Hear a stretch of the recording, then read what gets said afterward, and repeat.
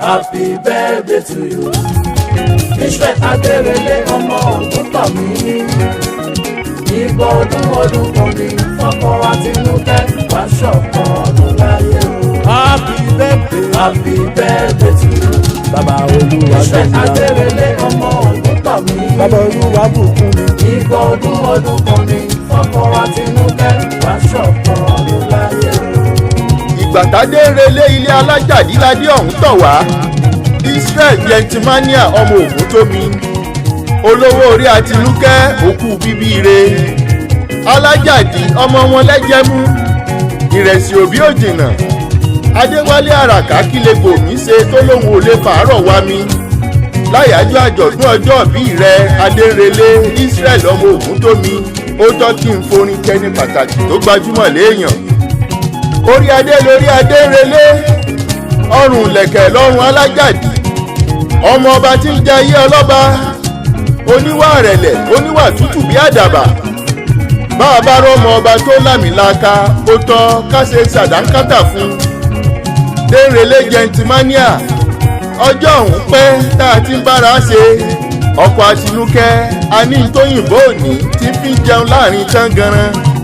Chartered accountant onímọ̀ tó mòye, chartered banker tó wó ìdẹ́rùbà.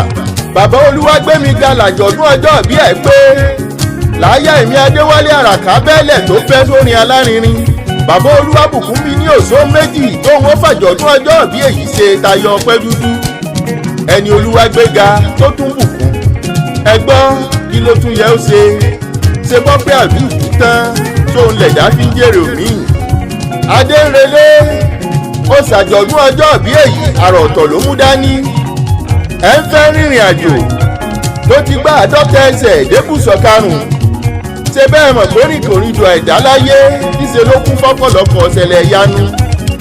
Adúpẹ́ ogun ayé ò gbé a lọ. Kì í kú ṣe mímọ̀ ṣe. Adenrele ọmọ Ògúntómi.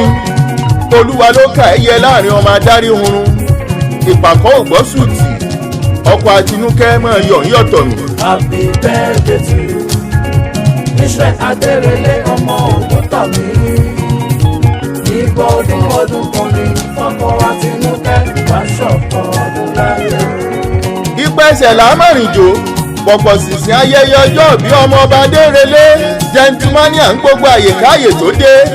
Ó múlẹ̀ yìí wọ́n ń gbọ́ lókè òkun. Adéwálé àràká lásìkò yìí. Orin olówó lórin tó yọ sí mi lẹ́nu. Kò sí pààrọ̀ gbùgbù mọ́, orin olówó ló kúnlẹ̀. Ní gbogbo ọjọ́ kẹtàdínlọ́gbọ̀n oṣù kẹta ọdún, làyájọ́ ọjọ́ bí Israel Adenrele ọmọ Ògúntómi happy birthday. Adé orí ọ̀kí ò ṣe déédé orí ẹyẹkẹ́yẹ. Èmi Adéwálé àràká nígbà ọdún ọ̀kan ṣoṣo. Òní kú gẹ́ ọ̀la kù gẹ̀, ọdọọdún ságbórúwé. Ọdọọdún mọ̀rìwò ń ṣọ̀ṣọ́. Lọ́dúnlọ́dún làárọ̀ mọ obì lórí àtẹ.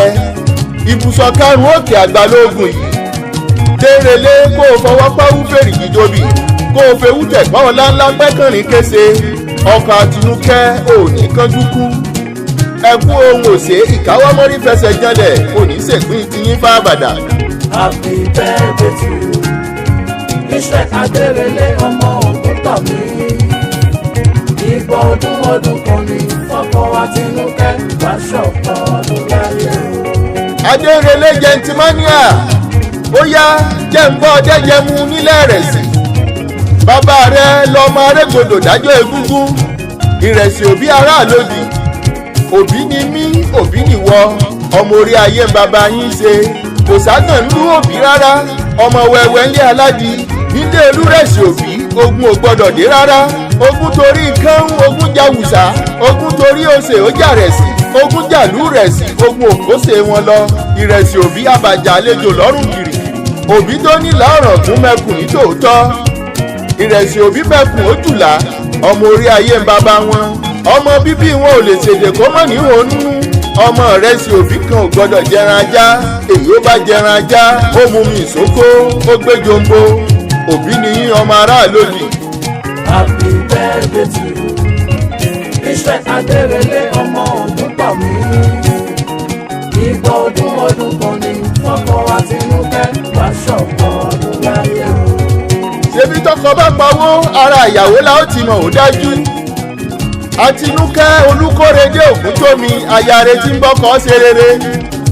Ìyá Olúwagbémiga ọmọ wọn ń Jẹ̀bú-Igbó.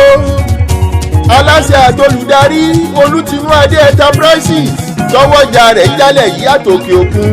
Báfin bá wọjà gbogbo tonílé tọlọ́nà ní dámọ̀ gédéǹgbé. Olútinúadé Enterprises gbajúmọ̀ nù kápèsè ohun èlò fọ̀nkan kó mọ́ rekete bí igbá ọba. Ṣé Supati liquid wash, Supati hand wash àbí Supati multipurpose liquid soap ní àwí àbí àtúbà yín dára sí lára gẹ́gẹ́ bí ẹ̀bùn oríṣiríṣi ayẹyẹ. Ìrọ̀rùn ló bá dé nílé iṣẹ́ Olútinúadé Enterprises ẹ̀yìn ẹ̀ bá rí ẹbí ká tún fóúnjẹ ilẹ̀ yìí aṣọ ilẹ̀ wa báàgì àti bàtà sọwọ́ ránṣẹ́ sókè òkun ọwọ́ wọn wà lókè téńté wọ́n dá dúró gidigba. Adéwálé Àràká Olútinúadé Enterprises lèmi fọwọ́ ẹ̀ sọ̀yà láyàájọ́ àjọ̀dún ọjọ́ bí olówó orí rẹ̀ ìyá Olúwabùkúnmi ó yá jẹ́ ń tara ṣàṣàbá òde Jẹ̀bú-Igbó.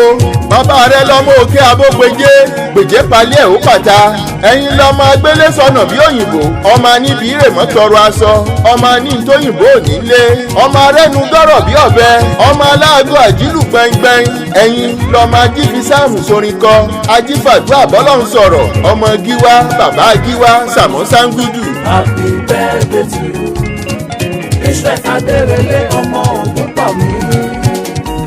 Ìgbà ọdún kan ní fọ́kọ Àtinúkẹ́ wá ṣọ̀pọ̀ ọdún láyé o. Ó bùṣe lẹ́nu ó ṣẹ́kù síkùn fọ̀rọ̀ síkùn bí àgbà.